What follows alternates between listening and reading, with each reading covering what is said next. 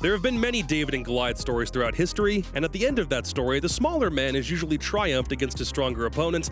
Today, we may bear witness to not just one, but two Davids taking down their respective Goliaths, but this one may also have a Cinderella story element attached to it. Geekay Esports are now in position to take down the winner of every single big tournament held this year in just the span of 3 days, and it's up to the current world champions to give the Middle Eastern boys the reality check they deserve. I'm Caliber Jacob, I'm here with x.ke and Fresh, on for Game 2 of Day 3 of the Swiss stage, and this one is probably the one everyone was looking forward to the most, Jack. Yeah, it's the one that everybody wanted to watch, because I think there's no losers in a sense in this game, because we either get that big Cinderella story of Geekay taking it down, or we get the redemption arc of the current world champions making it to the main stage. I think the Cinderella story is going to end here. I do think Geekay has a little bit more in their tank, but I think G2 just has so much more, and they're just a lot more flexible, in my opinion. Did you hear what Alamau said? No, I did not hear. He just said x.ke real sexy. Oh, thank you. I appreciate that. I love that. He looks good. I'm loving the haircut, too. So. I was going to say, Slim Shady hopefully shows up for this game against Geekay today. Everybody on G2 has had high vibes, it feels like, the entire time, and I was always really curious whether that played a big factor into how this team played. It looks like everyone's really at 100%. Oh, yeah. I mean, I think the confidence is the biggest thing that carries a team through their wins, and G2, I mean, you can't say they don't have confidence. They're always so confident. There's always the potential with these guys on the G2 roster in terms of the fact that they've all been a star player on former teams, right? That carries ego. They're the current world champions. That also carries ego. So the fact that when they get that harmony where they're all working together, there's no ego causing problems, there's none of that, that's when G2 perform the best, and I think we're seeing that. This is probably one of the crazier tail of the tapes that we're going to see today. G2, second in both attack and defense so far through all of the games they've played. This includes play-ins.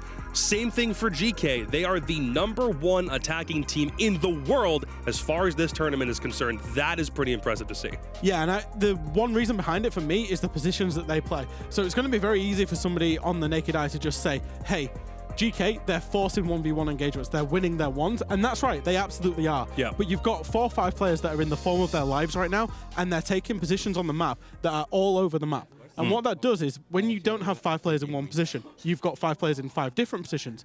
It forces the defense or the other team to find 1v1 engagements, and when you're winning them, when you're on the form of your life, there's no wonder that they're the top attacking team. Absolutely. I mean, the question of no egos comes in, and when you pick up a player like Uno on G2, someone's going to have to do the grunt work and do the things that you don't want to do. But on the opposite side of things, Geekay bringing in Leader as a stand-in, he's been a phenomenal backbone for the team to allow Noodle and Hisham to pretty much go crazy on their own.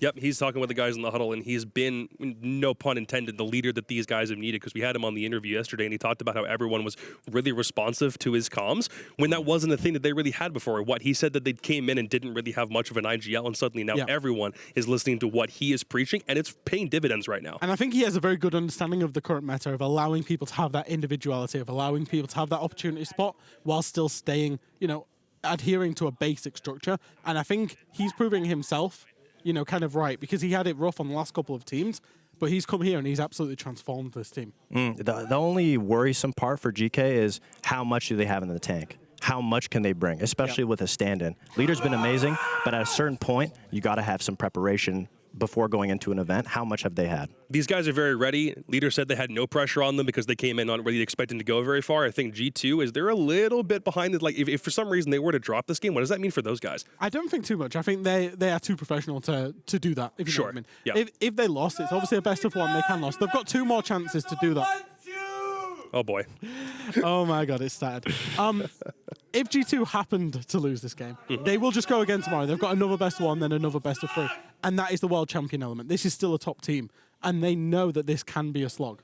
That is something that a lot of teams and a lot of people at home don't understand. You know, when you're playing against people that you're kind of a fan of, that you kind of appreciate. I mean, G2 is G2 for a reason. Yeah. Right? You got Leader and Noodle, who came from Europe, and no offense to them, but their other teams that they played in Europe were not too hot. They were always losing to G2. So the element of Alamau getting inside your head, that can affect a team that doesn't have that much experience on LAN. Yeah, no, they're playing the mental warfare game right now to a point where they were even calling the guys on GK names backstage. So I think they're really doing whatever they can to get inside GK's head. But let's see if the coach battle between both these teams meets with anything in the map ban phase, because you absolutely, in a best of 1, could lose this series just straight up based on the battleground you're going to. So where do you think we're going? Well, I don't know. The map ban was a little bit hard to read because both teams have a very big map pool. In fact, GK have played 8 out of the 9 maps coming into this. Well, not coming into this tournament, but as of yesterday. So they've got a very, very big map pool. And G2, same again, 8 map pool. So it's going to be very difficult to, I would say, for some of these teams, win it in the map ban phase when both teams have looked so comfortable on basically every map in the pool. Sure. I think a little bit of an ego challenge is going to come out here from G2. I think they expect to go to an aggressive map, maybe a border, maybe a chalet.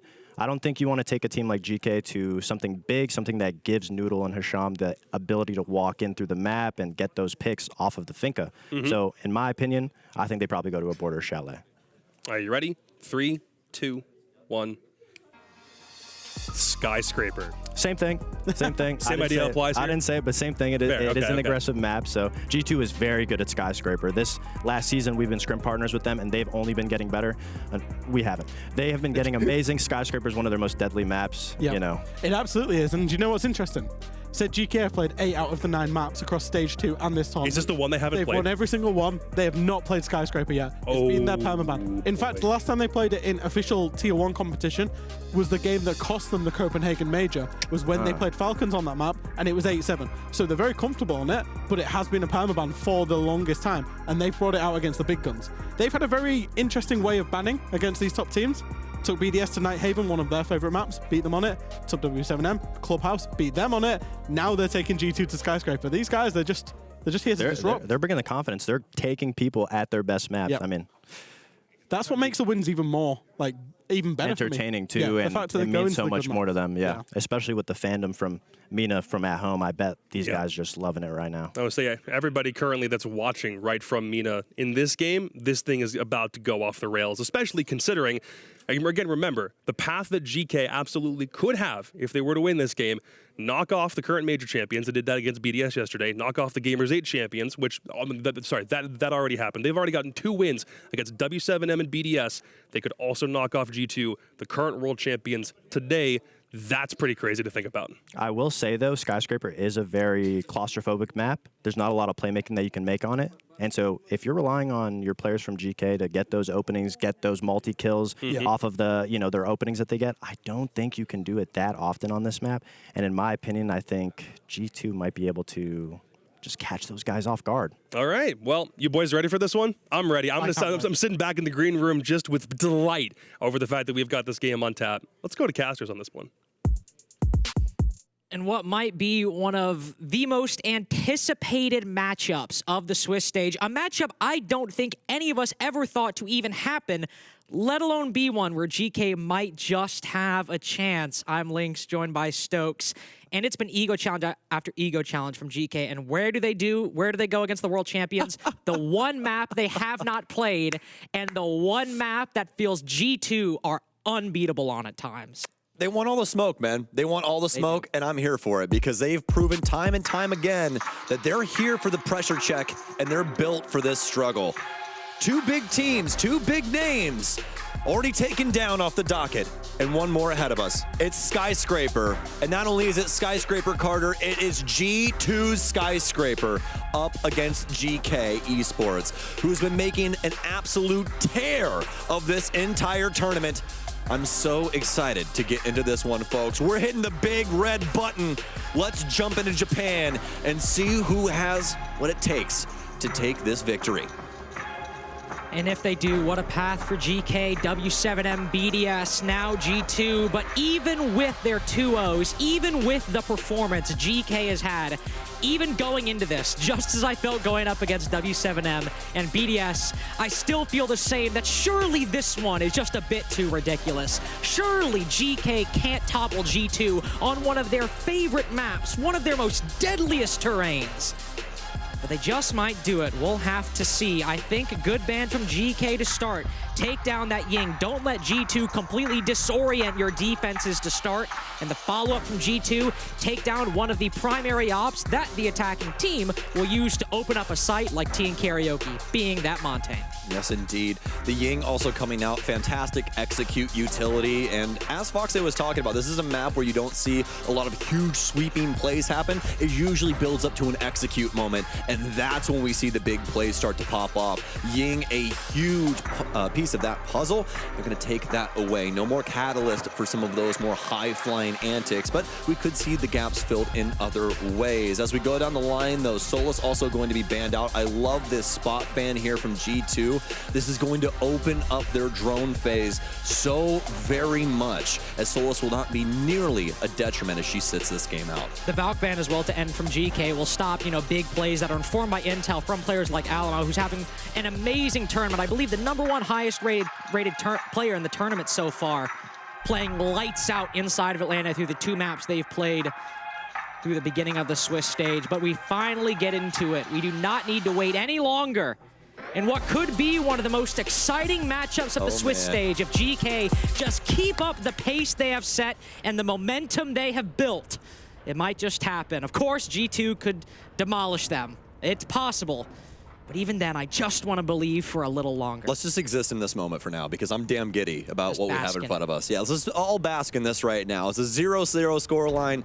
A MENA region team, GK, is up against world champions. And not only that, folks, but everybody here thinks that they have a snowball's chance in hell. It's actually pretty impressive. So we're here. We're now. Let's see what is going to go about. Let's see how our mentals change, how things are influenced throughout this game. There's so many different ways that this could go, and I'm here for all of them.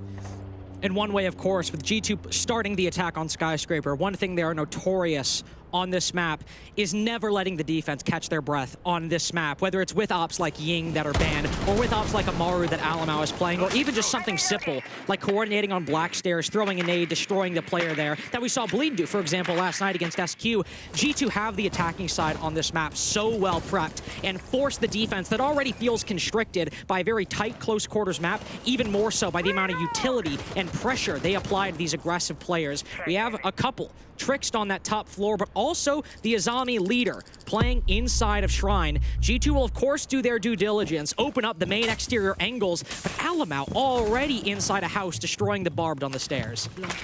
Attackers have located. He's going to be on the Amaru as well. This character, fantastic for making high-flying plays. Like we were talking about the prep phase, it's all about building up to the execute, and Hashom is going to be the first one to strike in this series. This will take down Benja. Noodle will get one as well. And G2, what's happening here? I know those players are mostly around repels, especially for Benja's sake. I think he was still over on the karaoke side of things, but hard to say. Won't likely get those playbacks later on, but G2 worse for wear because of these 2 initial volleys. Have to reset with half the round to go. Of course, it might be the defensive side on Skyscraper, but given G2's history, their performance on attack, even getting a 3-3 or a 4-2 half for GK by the end, even starting on the defense, will be so helpful when they inevitably switch to the attacking side. Doki going for that clear down below, has intel on one player playing inside of Exhibition, but just 1 frag grenade remaining. This is a great time to make it a 4v3, but it needs to land.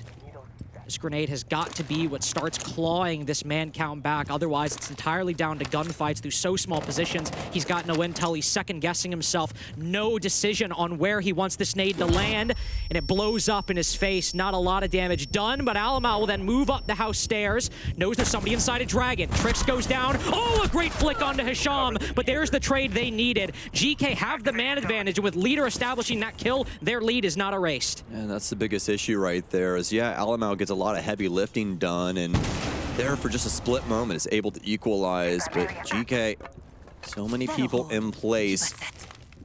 Well, some nice utility management here from Leader, so he'll seal the door to Terrace. Only 20 seconds remain for G2 to try and get in, and once again, just showing how difficult these offensive sides can be on Skyscraper. Struggling to push through doorways, through very linear positions, and they've got a disadvantage as well. GK either have to throw, or Virtue's got to get some huge picks entering into the site. The minibar player does end up falling, but Doki does as well. First defense going the way of GK, and the individual plays they go for, specifically from players like Hashom, not countered in the first round. All right, let's see these replays, because I want to see what the heck happened here initially. We got 2 big picks, especially for Benja's position. Just want to see if he was giving up the goods or exactly what happened in that situation, because, I mean, Geekay were able to start things off very early on, and, I mean, G2, losing those 2 big bodies, you're really never going to be able to pull it back across the line on a map like Skyscraper. No, it's so difficult once you're on the attacking side going into that disadvantage. Because at least on the defense, because the attack has to push in through just those single doorways, if you're the defense, you might be able to honestly line up 2 huge picks and then get the advantage back. But on attack, it's so much more difficult. Unfortunately, for G2 in that round for the 3v5, it's simply not going to happen. Rough go on the attack to start, but there's a lot of time to recover as it's Exhibition and T this go, or on the previous round. Now it's Karaoke and T, the normal primary bomb site, second up for GK. 10 seconds left before insertion. All right, well, let's see the tail end of that one, but Benja and Uno, definitely the 2 biggest pieces of the puzzle from that last round. We'll see if they can try and fix things up. Benja's going to move away from the line. They're not even going to have the line in the mix anymore. And honestly, I like the addition of the Gridlock here. Obviously, she's been getting a lot more play because of her frag grenades, but up against teams that can take these pivotal swings, those track stingers can definitely have their own set of rules to force the defense to abide by. G2 is also going to have Osa in the mix here for Alamau. Great decision here, too, as this is going to be T and Karaoke. And this is one of Osa's best sites on this map, especially if you can try and get her around Black Stairs. Almost a substitute for Monty in this position. You use those Talon shields in a very similar way and have similar flexibility as well by just holding that shield and moving across the long black hallway to get onto the railing position. Bit of problem on the Geisha wall at the moment, but nothing I don't think G2 haven't encountered before. It's simply a mute jammer. All they need is that EMP. Open the wall is. You know, Selma will find a purchase on the Geisha wall too, in fact, to make it a walkable position. But Benja, 2 rounds in a row now. The first one to fall as finding these roamers, not even roamers, an on-site player. It's just too difficult. He swung black balcony. There's nobody else in the area. He was the only one playing outside there, and the mute just swings off the info of, I believe, Benja breaking the door and kills him instantaneously. And really, I just don't think that G2 is prepared for GK to try and take it to them in these moments. They're finding these gaps where G2 feels comfortable, where there shouldn't be pressure normally boiling over, and they're getting these huge kills. 2 rounds in a row, GK have got the 5v4. At least this time, it's not a 5v3 in rapid succession. So comparatively speaking, more workable for G2, but what do they have? Nobody really even inside the building. No control established onto the bomb site. Just the Geisha wall opened up. Final Selma goes out to try and open up a new angle, and it will into Geisha, but Leader's pulled back. He's playing on the doorway into the interior. Big kill from Doki as Key gets a little aggressive on that shrine window. Man advantage, claw back, and oh, but no! Not a response, instead GK steal it away from G2. Noodle feeling himself on that one. The shoulder check right into the swing. Practically perfect mechanics as he only gets tagged twice there, I think. Alamau, though, will be able to bring it back to an equal position. Now start paying attention to this drone game. They only have 3 drones, and this is when things get really risky. You have to start trying to fly blind. Doki's going to try and move his way in. Sees Leader, slips it through the cracks. He'll be able to Adrenal Surge him back up. Might be able to take 1 extra round out of that, but it's going to get pretty risky here. Alamau, with very minimal time, has to try and get this bomb planted. He must swing in. They'll try and flood their way in from T too, but they'll lose Doki in that process. Virtue trying to fly through. Alamau now with a goo mine in his foot. We saw this in the last game. We might have a repeat, but he'll be able to get the plant going, and he'll have to immediately hop off the case after Virtue goes down. And GK are capable of playing Skyscraper to its fullest potential. Oh, man. Skyrim. I mean, we might have the Dragonborn in this game. Wow! Early timeout from G2. Timeout. 2 rounds slipped away. All GK did was win the primary bomb sites on Skyscraper, and Ramallo is so concerned with what he's hearing in the comms, he's hit the timeout. I mean, dude, you got to hit a reset in a moment like this. You know, GK are getting away with way too much. Let's listen in and see what they got to say. Half split, okay? The same for exhibition, okay? We can do next round the default one, and also the half split, because it's gonna be good because we force a team play, and we team play against each other. Okay, let's go. Yeah, it's just that I think the first thing Romalo said there, play those trades, that is going to be the pathway to victory for G2 against GK with the play they're going for, because you have Key swinging on that doorway, right? Look at that. Great timing, just a pre-fire. Doesn't even see the gridlock necessarily. And sometimes you're going to be in positions where playing for trades is difficult. But if you have someone on that doorway, just on the off chance that someone like Key or like Noodle might swing, you can make that a 4v4 and still keep the same general pace you had going up to that point in the round. I think that is definitely what G2 need to focus on, not leaving those gaps, but also more importantly, making sure that everyone at least has a buddy close by to trade it back if GK do end up getting aggressive. And that's the thing. That's the highlight right there for GK, is the fact that they're playing active positionings in areas that people usually don't. That's why Key gets that moment right there, because people aren't used to somebody just playing the hallway right here and trying to battle back against that door. It's usually a pretty big risk. But obviously, works out for GK. 2 big rounds for them, and total agreement with what G2 wants to try and do decision-making wise. Try and keep a battle buddy around you, and it's hilarious because back in the day, that was G2's entire strategy, is the 5-second, I can't remember the heck Pengu called it past that, but either way, essentially, if you're outside of 5 seconds of each other across the map, you're probably screwing things up, and G2 can probably apply that here amicably. But nowadays, I mean, 5 seconds might even be a little bit too much with the amount of aggression we've seen. I would want you existing in my pocket, Carter, if it was my world.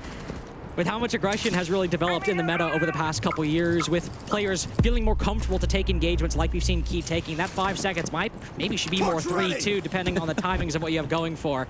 You just got to make sure somebody's around to play that 4v4, and not exactly what I was thinking, but look at this double hard breaching just to try to open up this Geisha wall, make sure they can open it up successfully, and they will be able to do it without the Maverick breaching torch needing to be used even a little bit. But of course, there are GK defenders contesting this. Trix, another one of the standout players on GK, with those Kiba barriers all charging up in his pocket, looking to waste even more time. Breach be damned. When he is the central focal point of this G2 offense right now. You have Alamau in the back karaoke window. Uno trying to assist with some of the angles over here towards Geisha. Now it's up to Doki to try and swing things through, but he's got a lot of angles to check. Hashom will go down. G2 have the man advantage for the very first time in this set, and it's looking much more solid than what we saw previously, and it's all because they are playing the same portion of the map actively this time around, Carter. Overwhelming force going in the way of G2. You have somebody playing the karaoke repel, flashbangs going in from the Geisha window, and Doki pushing in through the Geisha breach.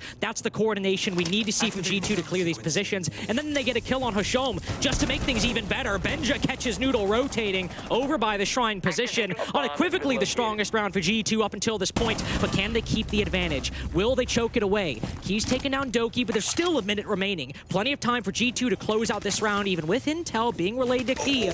No, someone's just creeping up through the T position. Instead, it's Benja Master who spots him. A 3K in round 3 from Benja, but a basically flawless round for G2. Much better showing here from G2. You have the 2 patient players over on the far side of their setup, and you have the 3 playing Geisha to set things up, to try and eventually build up for a kitchen plant, but you really don't need that if you kill everybody, right, Carter? So ends up working out for them in that way. I especially loved Benja's positioning that we saw over on the Dragon side, just patiently waiting. He knows that GK have to eventually try and deal with this man advantage, right? And he finds Noodle immediately swinging in, ends up, you know, patching things together for himself there for a triple kill after those 2 initial rounds definitely did not go his way. One thing that G2 always say about Benja sometimes is wise beyond his years, it seems, and the patience, despite the numbers he's putting up, and a far cry from his days on Heroic.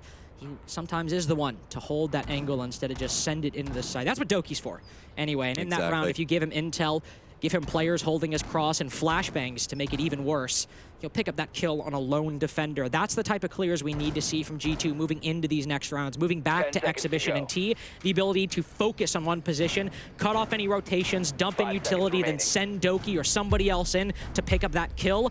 That is how the attack picks up rounds for Skyscraper, and that's what G2 has done in previous games and seems to be implementing again. Well, they have to stay true to the course here, Carter. That's the thing about this.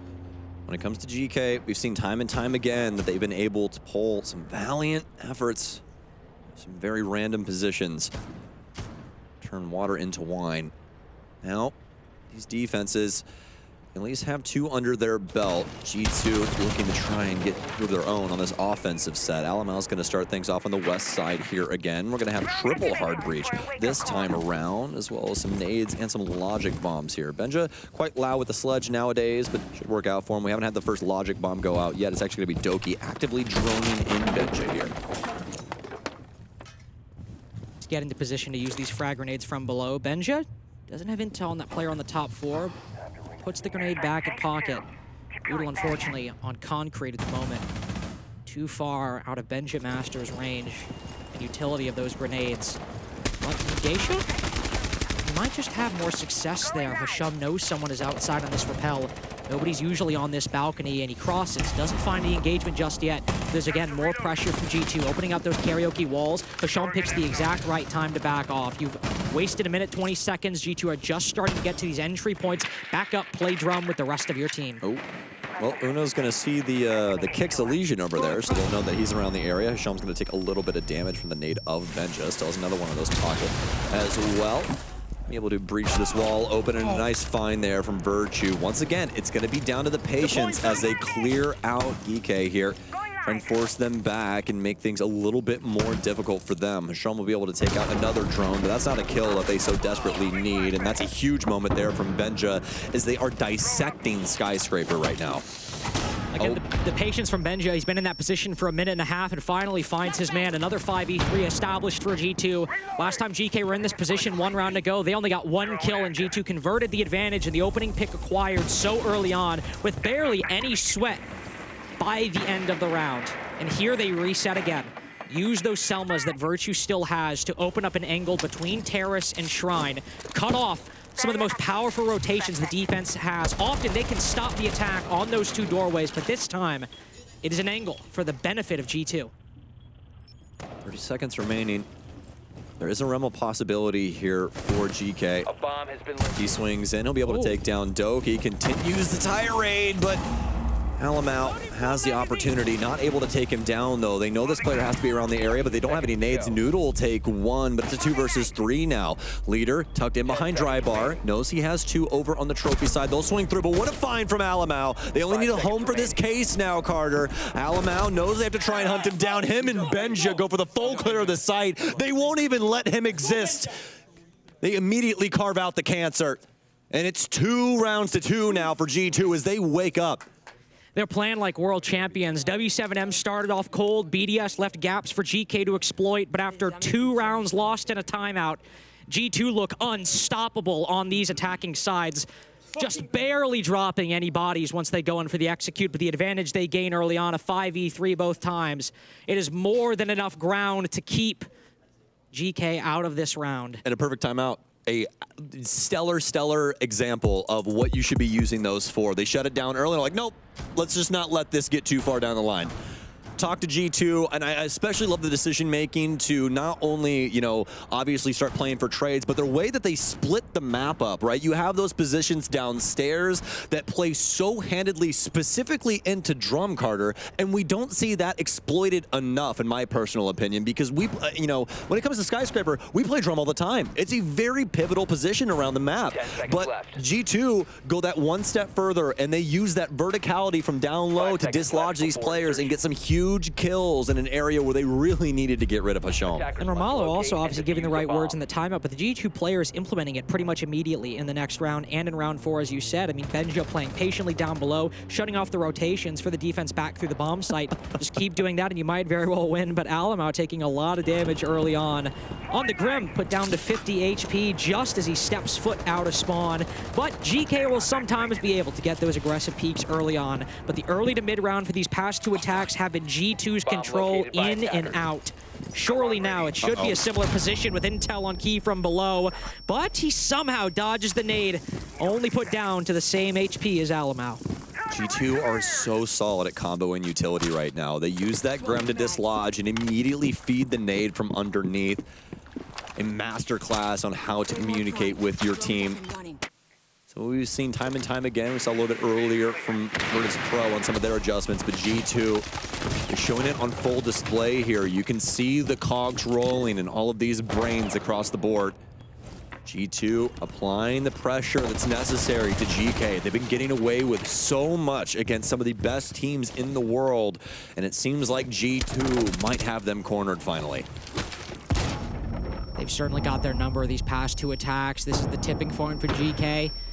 Can you adapt like you've done so against better opponents before? But how do you adapt to a man who simply doesn't miss shots? Doki now 4-4, Alamau as well 4-1. And G2 just careening into Geisha. The leaders dodge those Bs. He's tucked in the corner and Doki's distracted by a player down below. He pushes forward. They don't know about leader's position. He plays so patient with those Bs and now retakes control of Geisha.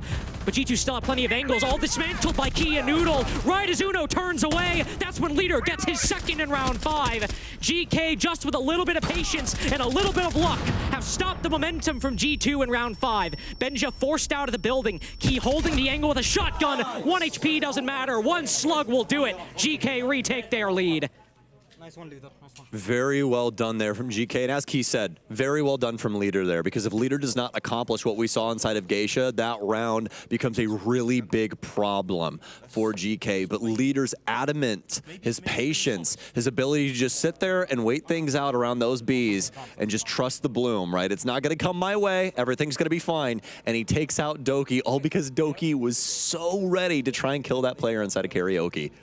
And what a statement for leader this event as well. Obviously having the issues with Heroic, not having a great time. Crazy storyline for him and Noodle, man. I mean, if you felt that his value was ever in question, same with Noodles as well. I think what they've done with this team, not only just coming in, but playing well individually, but not completely taking over the roster, but saying, all right, you guys have this, we have this, let's meet in the middle, make something magical. Everyone on this roster, from Trix down to leader, but specifically leader and Noodle, this has just been a great statement for what they can bring to a roster in the server and outside of it. I mean, Heroic have got to be punching the air right now, legitimately, because leader, Noodle, and Uno all in this game, and they've all been making the proper calls, proper plays, dude. You know, it's like, guys, you had so much value. What happened, you know? So, sometimes it takes another project to really reveal what a player can do. And we obviously knew what Uno can do from the Prime days years and years ago.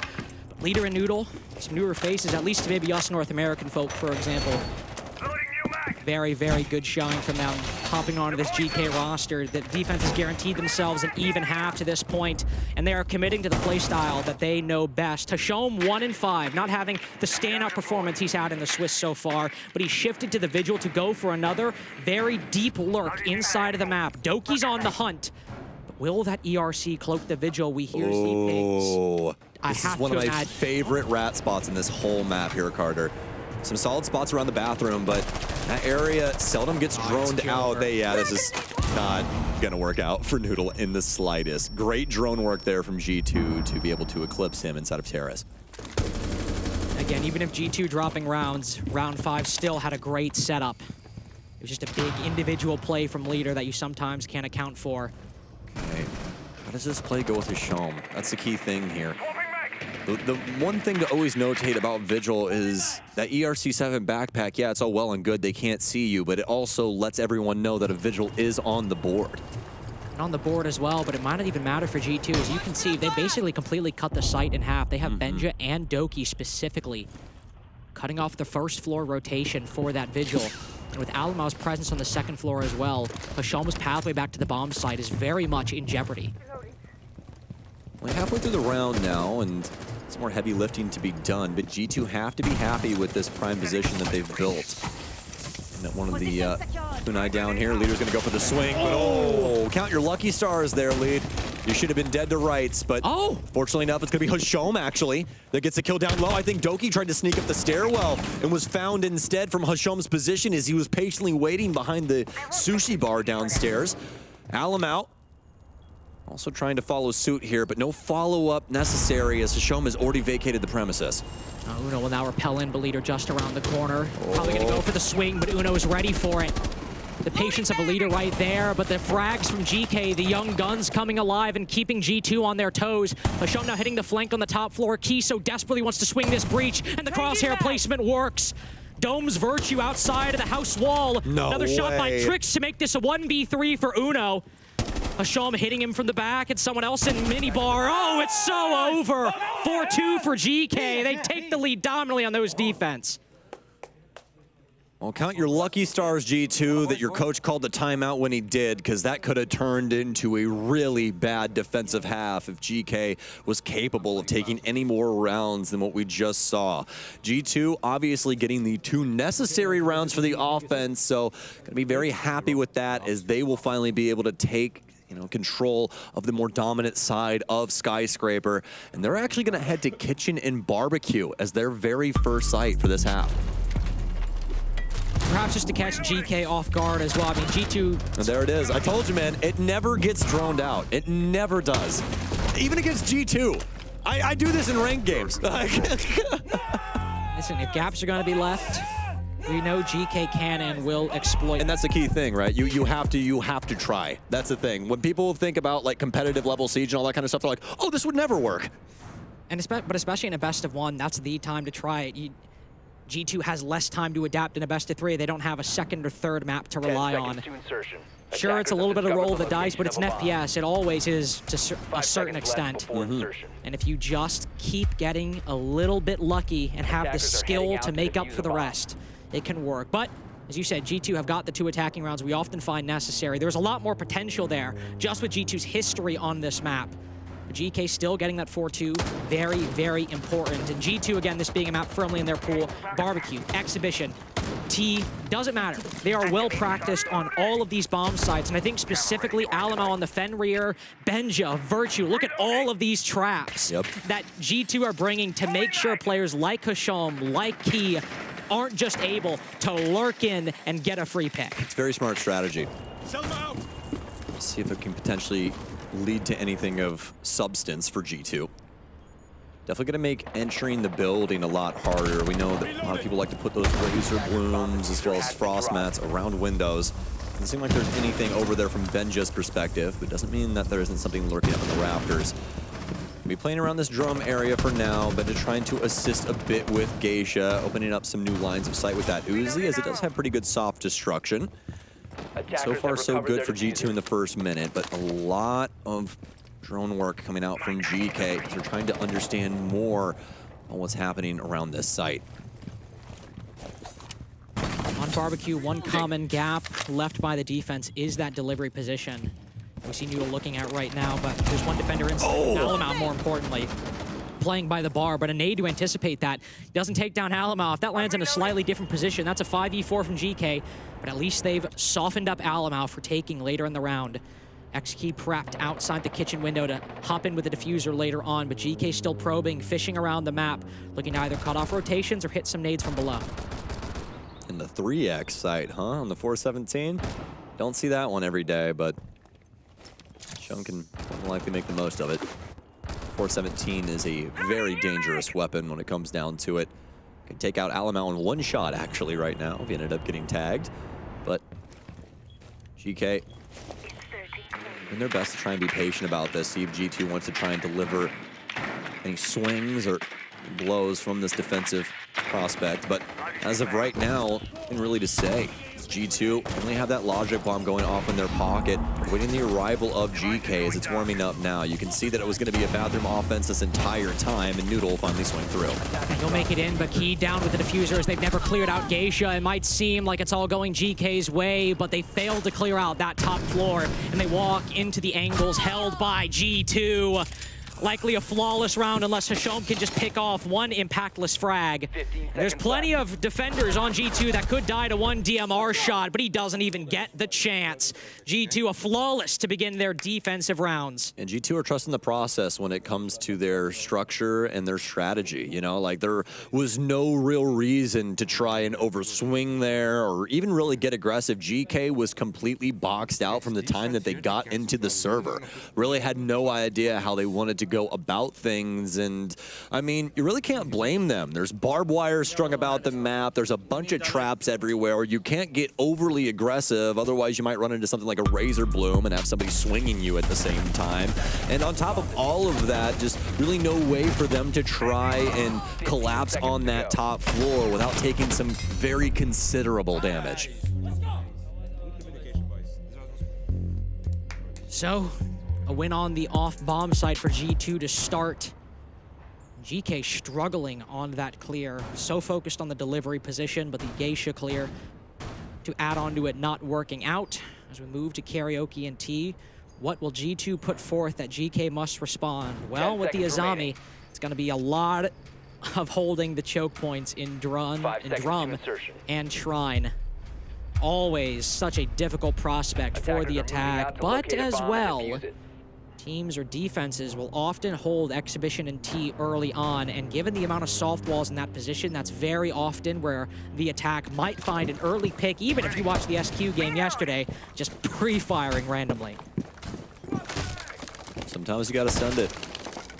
Think somebody's in the area, you might as well be shooting. Especially if you're swinging it. I mean, you're giving up your own info at that point as well, so this makes a bit of sense. Saw out of GK yesterday, as you were saying. Some pretty impressive kills coming from situations like that, too. Specifically for Key, I do believe, saw some pretty incredible things, especially up against Gunner, poor guy. But I digress. G2 trying to trust the process like they did in the last round. Rest on this strategy setup. See if they can possibly get some things going for themselves. GK are going to do their damnedest to get these nades in down low and try and find a home for these. And by a home, I mean a kill. Frag grenade out initially, headed towards the Virtue's location, but won't strike him true as he's actually right around the wall there on some solid ground. This is how G2 love to attack this bomb site, is using these nades from below, either on stairwells or through the floor. I mean, it's how many teams on Skyscraper do, but G2 know their power first and foremost. So they're all tucked either on the opposite side of a wall or on the hard floor of a certain part of the map, making sure that GK aren't able to just get a 5v4 by bypassing a gunfight. Hashom lose a lot of HP to start, and he's also used both of his nades. He's got some backup, but where GK normally can consistently find this opening pick and hit a gap early on with Noodle's first nade. He takes down Uno, and now GK have something to work with. Oh, especially after Doki goes down. I think Doki was trying to hold things down low, but Noodle slips through the cracks. Another frag grenade out. That could have been a detriment to Benja, but he's going to try and replace things over on the restaurant stairs. Try and hold down this rotation and make it to where they can't try and force their way up top. With that logic bomb out, Benja might be in some hot water now. Should be a known quantity, but we're about to find out. Let's see how this swing goes as he walks up. He'll take out the Finka, but it's an immediate trade for Noodle, as it's a triple kill for him so far in round 8. He's got everything for GK, all the credit for their way into round 8. Looking to move up 5-3, but 30 seconds left. Alamau's got one smoke remaining, but can the defense set up a crossfire? How many gaps will GK leave that G2 can exploit? They've got this side, the main stairs locked down. Alamau still holding out behind the black stair shield. Leader shut out for just a few more seconds, but then he can move in and start putting that case down with only 13 seconds left. That T player, never mind, I was gonna say he needs to go big. He goes quietly into that dark goodnight. 5-3 now for GK. If they just keep clawing rounds like that together, it might be close, but they might hit main stage. They're doing a very solid job right now of maintaining patience and calm. And I mean, it's truly incredible to me that 3 of these players have never even graced an international stage. You're playing against 4 hammer lifters right now, and not, oh, this was back in 2018, 2019. This is this year. G2 just won a hammer this year, and Geekay are up 2 rounds on them on Skyscraper and putting offenses together on this map. And it might seem like, oh, well, Noodle has to get all the credit, right? I mean, one big 3 can, they don't win that round, but that's sometimes what needs to happen on Skyscraper. You need something. It could be a player. It could be utility. Hell, it could just be luck. Also, it's just the amount of pressure that GK is putting across the board. They have the drones working for them, all of the different crossfires built up around Geisha and stuff. There's a lot of distracting measures that to the untrained eye, you'd be like, oh, this guy's just killing people. But that is not the case at all. And at the end of the day on Skyscraper, you need just something to work like that to break that stalemate. Because on Chalet, you can set the pace with utility, right? You can throw flashbangs in, throw Grimbees in, throw grenades in, and the defense has to react to you, right? Yeah. But Skyscraper is such a defender side of the map that even with pouring in that utility, they can still keep you at bay just with how hard those choke points in Drum and Shrine are to take. So even if Noodle gets a big 3K, you need something, whether it's a grenade or a player. And if they can just do that 2 more times, break that gridlock a couple more times, they might stun us all. Time to make a new door. Yes, indeed. Truly an insane series of events in between these two teams so far. It's Noodle on a masterclass so far in the frag department, but backed up by the rest of his team. Been such a solid squad so far throughout this entire tournament. Leader's going to take a little bit of heat here, but be able to stay alive for the time being. Have to try and deal with, I believe, Uno in this position. He's going to take a little bit of smoke, but not enough to actually get smoke checked. Does have those impacts too that he can try and dance around with, but oh my, what a discovery here. A pre-fire through to try and create some angles on that door, and they've now downed Uno inside of Geisha. They had that Z-ping on Uno's position. They're able to pre-fire, not confirm the kill. It'll be difficult for anybody to go for that res. Oh, somebody does. Noodle just not enough time to react. So Uno back alive. Noodle tries to send in the nade, but it's not cooked, and he doesn't even make it past that wall. A huge pickup for G2 to keep that 5v5. Even if Uno's on low HP, he could bait himself and allow Doki to play off his contact. Yeah, it was risky there from Alamau, but it pays off in spades for G2. This will keep GK at the gates for now. Noodle going to try and be the man of the hour, be the X factor for GK as he has been on a round-to-round basis. Try and push his way into Geisha here soon, but they're very worried about the prospect of Uno still trying to hold things down in this area, and why wouldn't you be? Uno still trying to play actively, and he'll get one for his troubles. Gets it down to the 3 versus 3 here with a minute remaining. And Hashom just around the corner of a 3v2. Attackers recovered the bomb diffuser. Alamau knows this risky position because of that kill Hashom acquired earlier. He knows that he cannot move. He cannot rotate back through Shrine, because if he does, Hashom is there right waiting. He'd have to get the pick. He'd have to be aiming true. Doki down low. Hashom creeps forward. He pre-aims correctly. 3v2 established, and Doki low HP. The Jaeger as well, also inside of Terrace. The rotation is anything but secure. He's trying to use this long angle to get the pick, but Key storms on in. They just need to play the trade to move to match point, to force 3 rounds in a row from G2. Benja waits, knows time is on his side, drops the case. One of the most important 1v1s Hashom's ever taken! And he gets stunned by Benja Master! Match point will have to wait a little longer because Benja keeps G2 in the game. You call the kid's number, and he makes the most out of the situation. Benja Master moments away from letting that round slip, but when it mattered most, he's able to get it done. GK now have to try and build up an entire other offensive round to try and pick this up.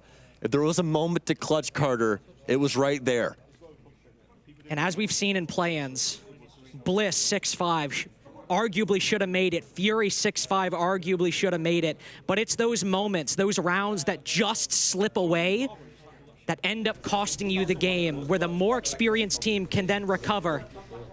We'll have a rehost moving into this round, but honestly a bit of a breather necessary, as GK just letting a 1v2 from Benja win out for the defense to get the momentum again and make sure that you don't meet the same fate that many of your compatriots from the newer regions have suffered before. And just an insane series of affairs that we've had throughout this map so far. As, I mean, first of all, taking G2 to Skyscraper is an insane prospect in and of itself. But not only that, but they make their defenses look amazing. We switch sides to the side that is, not even arguably, it is so much more difficult to play out than the defensive end. And they are also taking it to G2 on this end. I mean, really the only thing that was really good for G2 in this moment was the fact that Benja was so capable of winning out essentially a 1 versus 3.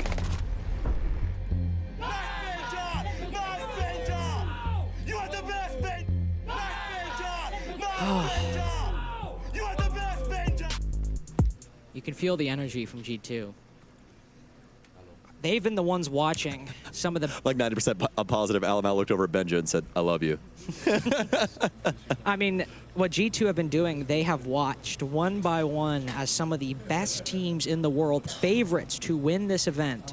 To put into perspective how much BDS are still a contender for that trophy, they need to make top 4 to make SI, and we're not even really worried about them that much. That's the kinds of teams GK have beaten in this Swiss stage. And even in their group, coming out first, beating NIP, the big teams have not phased them. Map after map, they make it an arena for their more experienced opponents to perform in. Now they drop a critical round, but they still maintain their lead. They need to not let it shake them.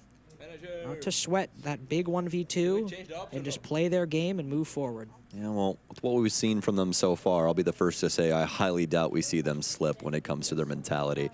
G2 might still win this game, but it's not going to be because GK is falling off their own, hype. They're definitely adamant about their play, consistent, just very solid roster across the board, as they've shown time and time again throughout this tournament. And the fact that Noodle and Leader are also in here to replace 2 players, and they've all been able to come together under one umbrella very, very recently and take it to the top teams in the world, truly just stands the testament as to how talented everybody on this team is. And we heard some big words from Titan on one of the analyst pop-ins yesterday about how they saw D+ play in day 1 and felt they needed to expose them in day 2 and showed that they weren't quite the team we thought they might be. But here, GK have certainly proving that they are still a contender. That these best of ones, at least in the third, have not been flukes. And it might come down to those big clutch plays from players like Benjamaster, known quantities like Doki to win. But you can see the energy on G2. This is one of the strengths of this team. When it comes to the game, as long as they feel comfortable, it's hard to rock that mental. It's hard to make them nervous. And I mean, with the wins they've had in the Swiss stage so far, even if they end up losing this, even if this is a big test, they know what they're capable of. They know their ceiling. They know what they can accomplish. Yeah, most definitely. Moments away here, folks, as we've got everybody inside of the lobby as we all wait with bated breath to see the end of Skyscraper between G2 and GK. And it has been quite a tale in between these two so far. I mean, each one of these players having a highlight moment on both respective rosters. Some quiet time here and there as well, and specifically for Uno, but he's doing all of the intangibles, all the things that nobody else really wants to do, so can't necessarily blame him in that regard.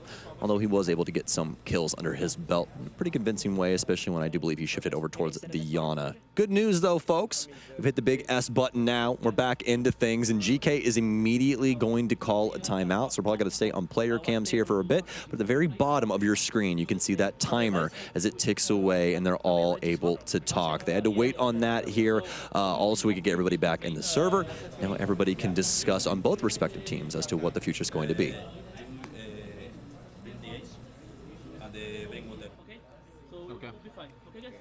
GK, the ones needing to take that pause.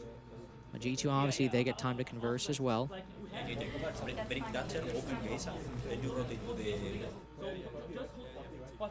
GK just trying to figure it out. Even though they have that lead, even they recognize that, all right, let's not let that 1v2 get to us. Let's not start losing full. Let's not start tilting. They seem perfectly fine, but GK just want to make sure that for a more inexperienced team, they don't let it get to them. G2 are on the defenses as well. If you've got to overperform on the attack, you don't want anybody's confidence shaken. You don't want anybody's resolve weakened. As we get back into Skyscraper, it's a tea and karaoke defense. G2 to start out round 10. I especially like the addition of the Kaid here for this defensive setup from G2. It's something that we didn't see GK really utilize, but also the more and more you look at these two respective lineups, GK do have Thatcher implemented, so pretty easy answer for this situation, but one that GK could have used on their defensive end because we never saw that answer from G2. So it could have been something to try and hold up some walls, but didn't really matter at the end of the day as they were able to get 4 defensive rounds under their own belt. Now for GK, back out and about on the board. We'll see if they can try and clear things out. That Thatcher will stick around, but a line shift across some other ops here. We'll get the Dokkaebi back in, as well as Noodle on the Nook. One thing GK love is that Dokkaebi. Trickst, I'd be hard-pressed without even looking at anything. That's probably his most played operator, or at least these kinds of operators. You know the Lion, you know the Dokkaebi.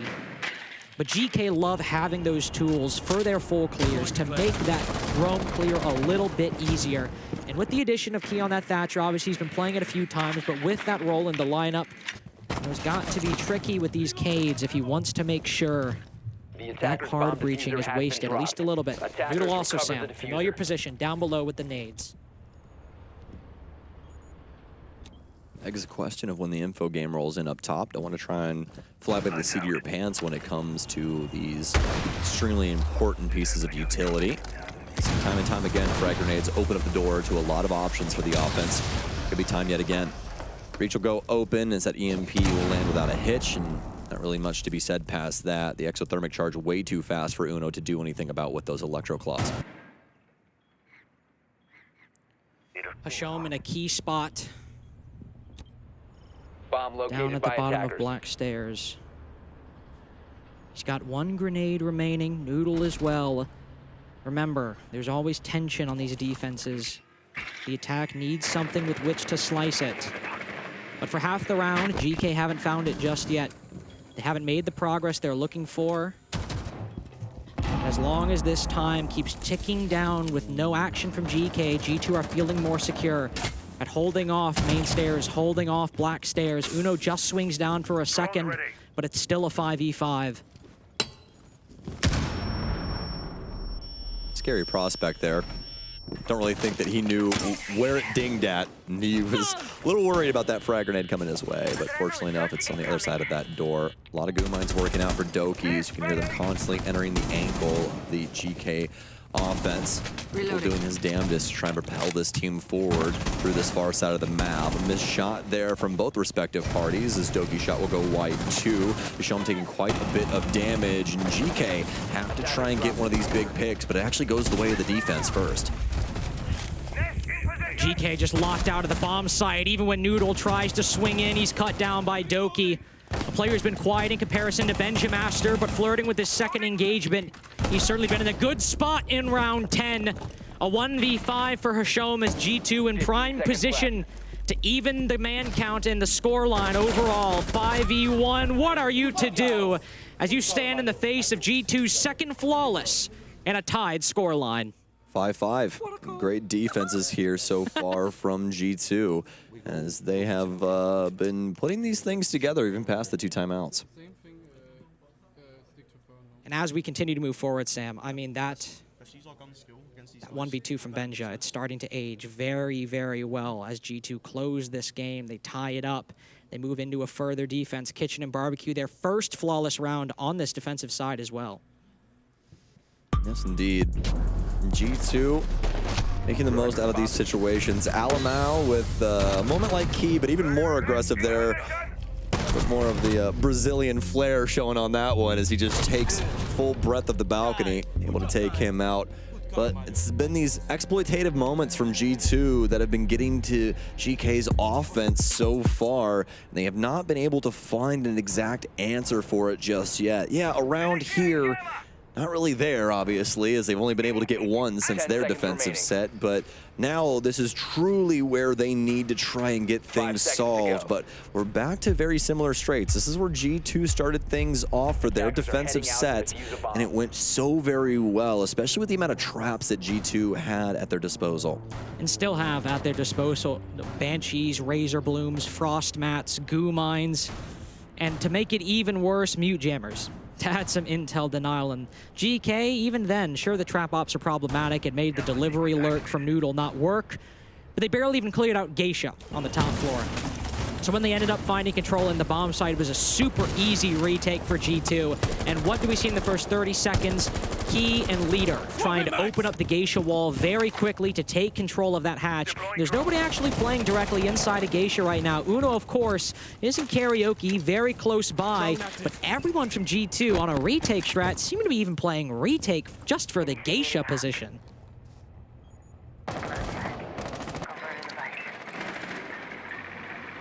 Couple grabs here from Trix on the Brava drone. There's a Frostmat under this window as well. It's going to be the first minute expiring here for the offense as they've wrapped themselves around this top floor, but it's mostly just on the rappels for now. Doki's been the first one to pick somebody up. It'll be Hashom as he takes him out over on the Shrine side. I think he was flirting with the Shrine window there, and Doki able to nip that in the bud very quickly. G2 feeling comfortable, GK playing slow, playing passive. This was the worry when they lost that 1v2. How would they react? How would they adjust to that big round loss, match point denied? And it's another very slow attack as they've had effectively Geisha control for a solid minute and 30. Only one player on that top floor, even close by, and Geekay still have not entered. They are still nervous. Noodle hops out the window down below. There's a wall in front of them with G2's logo plastered on, and they can't find one single hole. Geekay gonna continue to try and smack their head against this metaphorical wall. Might become a real one here soon, as they'll eventually have to take the fights, but Trix will be able to at least take out Uno. It's gonna open things up a bit as Noodle will break down the door here on the black side of things. Stuns out the hallway, Leader with a big kill. Now Geekay, how are we going to open up the rest of this site? They've got top control, but please remember that that site is downstairs. And yes, Virtue indeed with a big moment, as he'll be able to take down Noodle. One player going for the trade, though. Oh, he's only put to 1 HP, and he drops down successfully. Geekay aren't able to reestablish that man advantage as the Frost makes it back to the site. Trixt also alone down below. If somebody from G2 peeks up or he dies as he walks in the site, they can regain the man advantage, but a huge heads-up play from Leader. Finds one, but only 7 seconds left. 2v2, Key, he's got the man with a diffuser, but there's nobody to cover! G2 keep control of the barbecue round, and they're the ones who take match point first. G2 so unbelievably consistent. Not overstepping things on their defensive side at all. Might lose a body here or there, but it's mostly off of GK's efforts trying their damnedest to get into this building and force something out from G2. And obviously, eventually you have to move in certain situations, whether it be a frag grenade or something of the sort pouring in onto your location. So now for GK, a very unfamiliar feeling here on Skyscraper. Is this going to be the very first time that they are staring at a deficit? And this could have been 6-5 as well if G2 won that round, but GK had closed out the 1v2 against Benjamaster. They would still have a round to close this out in regulation.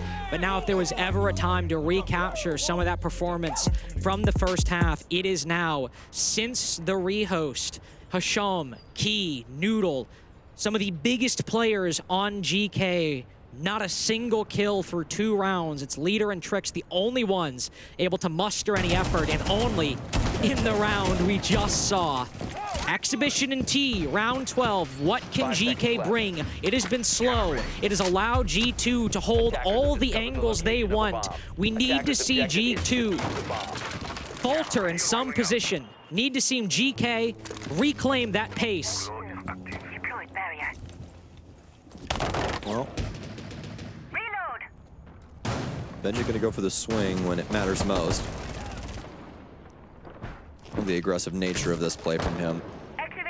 Especially now, this is the last thing that GK probably thinks G2 is willing to do, but I see Benja really good for at least one in a situation like this. GK just not giving him any looks, so he'll choose to fall back as offense will start wrapping around this top floor. All the balcony work, as well as the drones to start things off. That's what you always see on Skyscraper, and a huge misread here from Hasham as Benjamaster will get a huge kill over on the black balcony. For the first time this tournament, it seems we see GK unsure. We see them making mistakes, making individual plays, or making them and being punished unequivocally. Major champs, Gamers 8 champs, it might mean one thing, but when you're the best team in the world, that is when the competition is the most fierce. Key sees a deployable shield, backs off the gunfight. Drone taken, but Alamal looking to seek an engagement. Oh, the shots miss, only barely. Benjo looking to shut GK out of Skyscraper. 2 kills for him in this round. Still getting on the aggressive, still keeping GK on their toes. No answer so far here from GK. Doesn't seem like there's going to be either. Might just go quietly into the night on this one, although an adamant effort. Nice find there from Key. Won't be able to get the follow-up though, and it's Leader in a 1 versus 4. Leader in a difficult spot. Gotta bring it back almost entirely. It seemed 5-3, potential 6-3 in their grasp. That GK might do the impossible. Beat some of the fiercest competition we have in Atlanta to make their way into playoffs. But at a 1v4, G2 knowing his position, leader will pick up one. But the miraculous Swiss run will not be over, but it will be a little less impressive. Alamal just holds close with a shotgun. That's all he needs to do at this point. Just swing, okay. Let's not start throwing. Just 1 HP, but as he vaults in, it's over. G2 make main stage, and GK are not out of it. They've certainly impressed, but the flawless run ends here as they take their first map loss in stage 2. Well, it takes max regulation, but G2 very capable on Skyscraper, and you see why this is qualified as one of their best maps in their entire map pool. GK hadn't played it in front of anybody just yet, but I would say, for all intents and purposes, pretty bang-up job from their camp. And even if they've lost Skyscraper, that's the 9th map they've played in Stage 2. They have played every single map at least once, and this is the first time any team of any caliber inside of Stage 2 at MENA or in Atlanta have been able to beat them on their own territory. Their fate is not confirmed just yet. They'll have to play tomorrow to see if they can continue this insane underdog story. But for now, G2 will be the first team to make main stage. Alamal and the rest of the boys pretty excited about that one. And honestly, what a game in between these two. And see the pressure from G2. We'll see if there's any pressure in this interview as we toss it down to Jacob. Nah, I'd say no pressure on this interview personally because we got Doki with us, and I heard you guys. You said as you were doing the handshakes, were you saying they are really good? Yeah, I said you're good. Yeah, yeah, you're really good. Yeah, they are good. They are very good. Yeah, that was a hard game. That was a really hard game. Any reason to fear that team coming in? Obviously, looked really good, but what were your opinions of them? I mean, we thought we watched the W7M and BDS game back against Geekay, and although Geekay played good, we think BDS and W7M played really bad against them. So they had an off day, so we were okay, maybe they're not actually as good as they are showing, you know. Yep. But turns out they were good. They were really good. They had some nice strats, kind of default strats, but they were playing Siege, a good Siege together and communicating well. So it was really hard to kind of pick apart, and they have good players, so winning your ones was always going to be difficult. So yeah, I was going to say on your guys' attack, they were actually beating you guys on the opening kill factor. They ended up getting Benja 2 times early on. Yep. Was there anything you guys changed over the course of the attack when you're losing people that early on? Yeah, I mean, and Romario took a really good timeout. He also said during the Geekay timeout, we gotta stop playing so split because they're isolating gunfights and they have good players. So it's now, instead of what we usually like to think is a 70-30 gunfight for us, it's more of a 50-50, and it's really difficult. So he said, let's do more direct pushes, play together, hit the site more together, and then it worked. We started getting more entries with more crossfires, refrags, things like that. So it was a great timeout by Romario. It was so good. It seemed like you guys kept that idea going into defense too, playing together, playing off of those trades. Was there kind of a defining moment where you knew, hey, once we get to defense or in the defense, we got this game? I mean, I said 2 is good. I said 2 attacks is good. Usually we aim for 3 or 4, but two we can work with. We can claw back into defense. And then Benja's 1v3 clutch. That was just crazy. Yeah. So I think that was kind of the defining moment. Yeah. So I just check my stats for a second. That's okay. 11-9, Benja 15-7. That's not terrible considering. But yeah, if Benja doesn't have that one clutch, yeah, I mean, that's a different game. I would say, yeah. How much credit do you give to him for winning that game off that one clutch? We screamed at him. We knew he turns up when we need him the most. Yeah. That's what it is. I mean, you can't scream clutches, but everything else seemed like it worked out, right? Exactly. All right, well, you guys have already qualified for main stage at this point. You've qualified for main stage at every single event that's happened so far in 2023, which has to feel good. But out of curiosity, some other events in esports will have Swiss stages, and then someone goes in 3-0, and then they wait for several days before they then go and play their next game. The argument for some people is, oh, wait, if you qualify as 3-2 as opposed to 3-0, at least you're still playing something as you go into your next matchup. So what's your take on that? We said, Carl said, Alamo said, let's not win today because we can play more games. We know that we're playing really good, obviously, so we're going to qualify. Yeah. And he said, the only thing that could be difficult is that we're going to be so cold compared to other teams coming off of, victories and stuff going into... That is true. Going into the main stage. So that's something we're going to need to do. We haven't been practicing at this event, so I think that's something we need to do in the next 2 days off, or 3 days off. I don't know how much it is. So we need to make sure we practice and stay warm because I think that you're right. The teams that are, 3-2 have an advantage, in my opinion. So, yeah. I know that you guys, during the stage, didn't look like you guys had the best stage, but I had a personal chat with you. You ended up telling me that you didn't think it looked that bad. So to then come back in knowing that it didn't look that bad or feel that bad, and now you guys just ran through Swiss. Like we just said a couple of seconds ago, like we said a couple of seconds ago, like we played the LCQ, right? We played more games than any other team that's here. So we were warm, we were ready, we were known, most up to date, you know. So I think that's why we're kind of, you know, set the ground, like hit the ground running and stuff. So, you know, it's Slim. You suck. Okay. All right, anything else you want to say to the fans before we let you go? Thank you for watching. I can't wait to see you whenever we play. I don't know when it is. Do you know? On Friday? On Friday, guys. I'll see you on Friday. So, yeah, thanks. And buy the skins, of course. Give me money. All right, thanks a lot, dude. Again, congrats on the win, and we will see you guys in Gas South Arena. And Jack, obviously, they won this game on the defense, but if it wasn't for those 2 specific attacking rounds, then they wouldn't have been able to take this game, right? Yeah, absolutely, Jacob. Now, Doki actually highlighted 2 things. He's making my point for me on the screen here. He said 2 things. He said, we got a 2-4 attack half, and Romalo gave a great timeout that forced us to play together. So, I've got a very short clip, and I'm going to start it just static for you to show how G2 play split. So, you've got Benja over here on my left by Karaoke Window. You've got Doki all the way up on Black Balcony. You've got Uno. He's going to be by the office breach. Virtue is going to try and end up by the breach, and then Alamau is going to try and Amaru up the hatch here. Notice how split these positions are. They are so far away from each other. This is the very first round. This is the attack round onto office that they lost. And in just a second, we're going to go to the attack round on office that they eventually won. Now, over onto round 4. Notice these positions. You got 1 player all the way down, just under here. 1 player up on the Karaoke Window. 1 player top black. 1 player below Geisha. And then Virtue is going to come here. Notice how much closer all of these positions are together. And that was the change that Romalo made into the timeout. What this forced G2 to do is work together to clear from the map and push one side to the other. And as you're going to see, it's just very basic things in terms of basic siege. It's not playing split.